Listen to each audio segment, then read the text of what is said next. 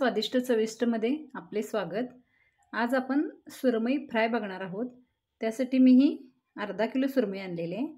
अगदी त्याचे असे जास्त पण पातळ नाही, एक 1 सेंटीमीटरचे म्हणजे असं पीस काढलेले आहेत, बघू शकताय तुम्ही। कारण हा पीस एकदम पातळ केला तर लगेच तुटतो, त्यामुळे थोडासा जाडसर ठेवायचा आहे। तर मी हे स्वच्छ धुवून घेतलेलं आहे आणि आता याला आपण कोकम लावून घ्यायचं आहे। थोडंसं आलं पेस्ट, हळद, लाल तिखट असं आपण सगळं लावून घेऊया याला। आता आपण याला हळद लावून घेऊया।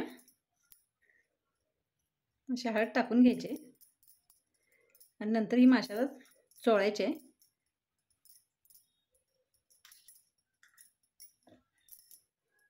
थोडं मीठ लावायचं आहे।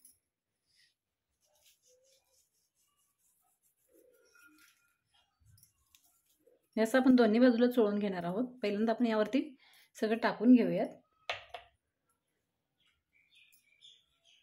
जिरेपूड,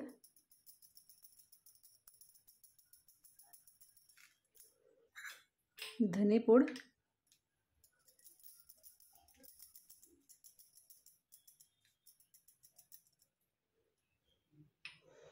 आलं लसूणची पेस्ट अशी ही चोळायची याच्यावरती। थोडंसं लाल तिखट,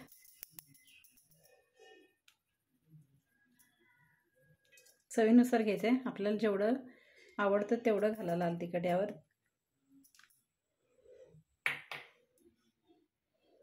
आणि आता आपण हे सगळ्याला असं लावून घ्यायचं आहे हलक्या हाताने। जास्त जोर दिला तर काप ह्याचे म्हणजे कुस्करले जातील पीस हे। त्यामुळे असं दोन्ही बाजूला चोळून घ्यायचं आहे आणि मग यानंतर आपण याला आगळ लावायचं आहे कोकमचा। असं एकसारखं सगळं लावून घ्यायचं आहे।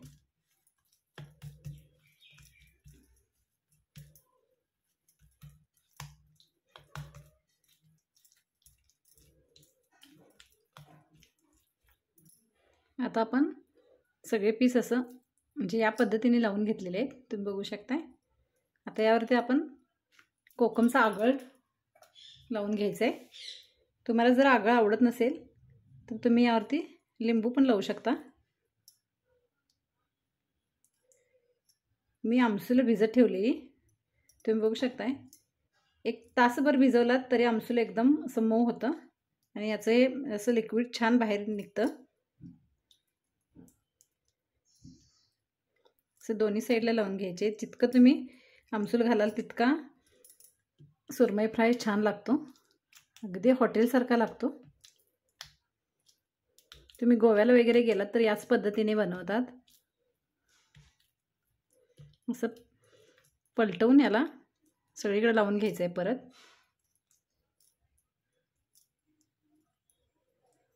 असं प्रत्येक पिसाला लागला पाहिजे।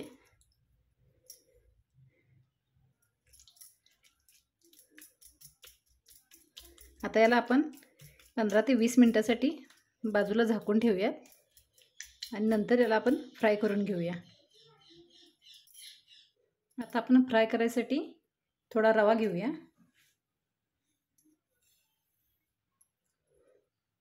रव्यामध्ये थोडंसं लाल तिखट घालायचं आहे, चवीनुसार थोडंसंच मीठ घालायचं आहे। आपण माशाला लावलेलं आहे मीठ, सुरमईच्या पिसांना मीठ लावून ठेवलेलं आहे। थोडीशी जिरेपूड अगदी नकळत घालायचे, धनेपूड थोडीशी आणि थोडासा गरम मसाला। आता हे आपण एकजीव करून घ्यायचं आहे।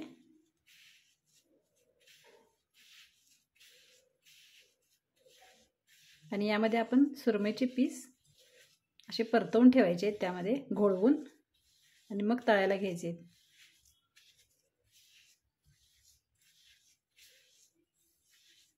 अशा पद्धतीने रव्याला सगळीकडे हा मसाला लागला पाहिजे।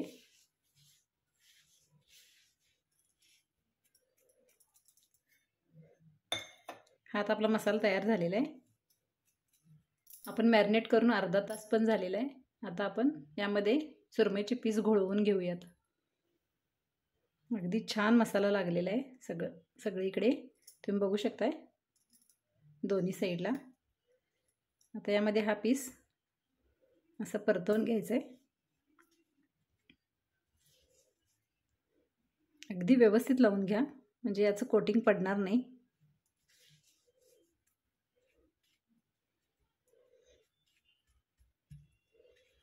अशा पद्धतीने मी सगळे पीस यामध्ये घोळवून घेणार आहे। आणखीन एक दाखवते, असं लावायचे।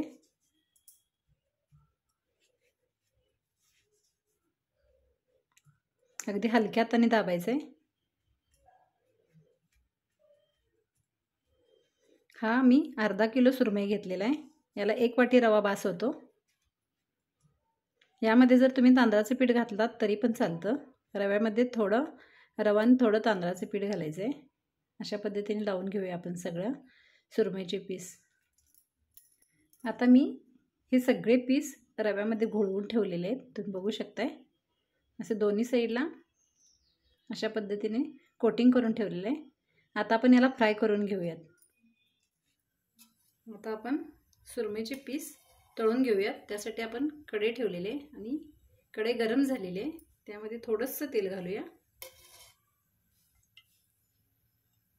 तेल जास्त नाही लागत त्याला।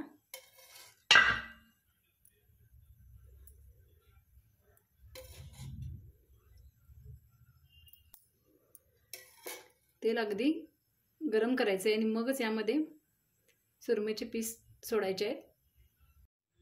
आता तेल गरम झालेलं आहे, आता यामध्ये आपण सुरमईचे पीस तळून घेऊयात। अगदी बारीक गॅस करायचा आहे, नाहीतर रवा करपला जातो।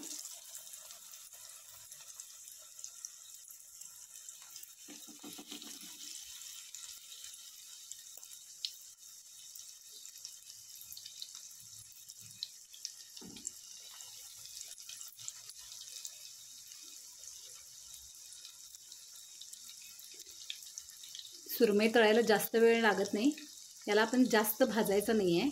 अगदी 1 ते 2 मिनिटच एका साईडने भाजून घ्यायचं आहे। ही टिप मी बांगडा फ्राय करते वेळी पण सांगितलेली होती, आताही सांगते आहे। अगदी 1 ते 1.5 मिनिटच भाजायचं आहे, लगेच भाजला जातो सुरमईचा पीस किंवा कुठलाही मासा। जास्त भाजून घ्यायचं नाही, तो आतल्यात वाफवला जातो, त्यामुळे अगदी हलकंच भाजून घ्यायचं आहे।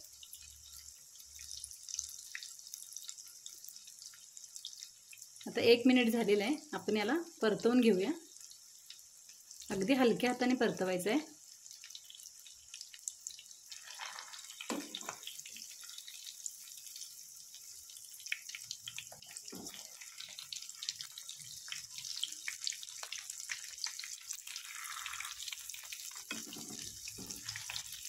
जास्त वेळ ठेवला की काळा दिसतो मासा थोडासा। एखादा मिनिटच भाजायचं आहे याला, जास्तीत जास्त 1.5 मिनिट एका साईडने।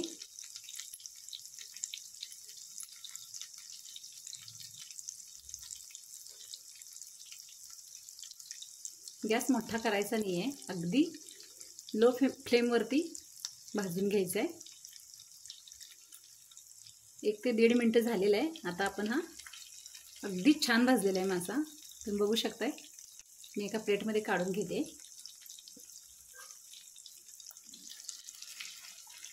अगदी कडक झालेलं आहे, मस्तच।